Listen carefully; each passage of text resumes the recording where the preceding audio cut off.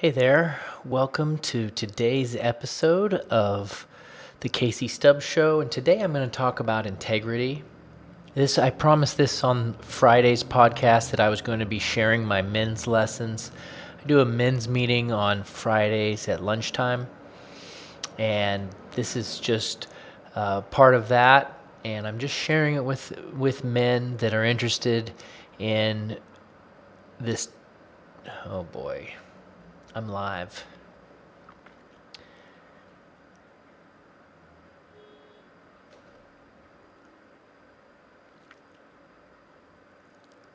Okay, there we go.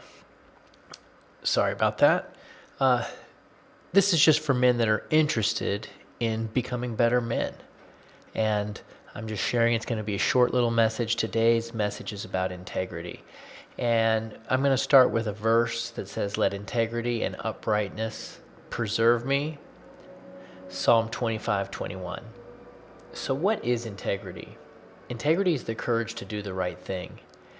And doing the right thing always takes courage. That's why we don't see many people with impeccable integrity. The definition of integrity comes from the word integer, which means whole. And if you think about mathematics, if you can remember that far back, there were whole numbers, those were called integers. And this also, since it means wholeness, it means that if you don't have good, solid integrity, you're not a whole person. And everything time that you don't do the right thing, your core being gets weaker. It's your strength and armor having a solid integrity. It is the thing that makes us as men be able to carry heavy burdens and loads. We see every day people in the news with moral failures and integrity failures. It's not every day that we see someone who has strong integrity where they make the news. I'm going to go over 3 areas that we can work on as men to improve our integrity so that we can be model men, examples in our community, and that people can rely on us and count on us and they can believe on our word. Right? And so that ties right into the first one, which is keep your word. The first thing to help you become a man of integrity is to keep your word. Do what you say. If you tell your kids that you're going to play with them after school, then play with them after school. If you tell your wife you're going to be home for dinner at 5 o'clock, be home for dinner at 5 o'clock. People are watching your life and they are seeing what you're doing. And we want to be a model. We want to have integrity so that we're honest with our communications and that people can rely on us. God created us in his image, and God always keeps his word. We are his children. We're sons of God. We are created to keep our word. It is very strong. Our word is our bond. If our word falls apart, then we lose value as people. If we make a mistake, we need to own up to it. Not everyone is perfect in this area, but we have to work at it. And when we fail, we admit and keep on going and moving forward. The next area for integrity that's very important, and that is don't tell lies. Telling a lie means communication with intent to deceive. Very similar to keeping your word, but a little bit different, because when you're not keeping your word, you don't show up at 5 o'clock like you said your wife. That's more of being careless. It's not actually intending to deceive. It can be, but if you just worked too late and you forgot, this is different than that. This is purposefully communicating with the intent to deceive. And this one is, in my opinion, a little bit easier, but there are times when it can be difficult. Don't deceive people.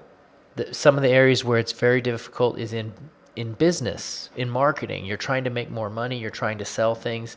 What could be the harm in a small little white lie to help increase your sales? You're a car salesman and there's a dent in the back. You don't point that out. You're trying to make a sale, but you're not putting out your full integrity. You're not communicating the faults. That's intending to deceive. That's a lie. If you're trying to sell a product online, be honest. Don't deceive. Everything that you're going to get, all the promises and expectations, accurately communicate that. I can't tell you how many times in business conversations I have had I've had my salesperson lie to me in order to get a sale. And there's a funny one that I can think of, which is, it's not really funny, but it's probably funny just because a lot of people have the same story, and it's your Army recruiters. So when I was 18 years old and I got into the military, my recruiter told me all kinds of stuff that wasn't true.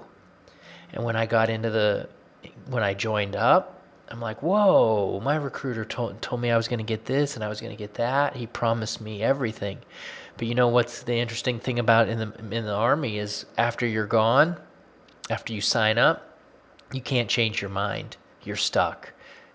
You can't say, well, the recruiter lied, I'm in trouble. No, that's it. You're in for the length of your contract, maybe longer. But we don't want to be like that. We want to be men of integrity. And sometimes you can deceive people even when you don't say anything at all. For example, if someone thinks that you did something great, like you rescued a burning baby from a building, and they all throw you a hero's party, but it wasn't you that did it. It can take courage to say, hey, you got the wrong person. It wasn't me. So if you just receive the reward and you receive the praise and you don't say anything, that's a lack of integrity. When you are an insecure man, it breeds lies. A man who has security is a man of integrity. And the last area of integrity that I want to teach about today is with paying your bills. When you owe someone money, pay them back and pay them on time. It's your responsibility to do so. If you do not pay your bills, that is a lack of integrity.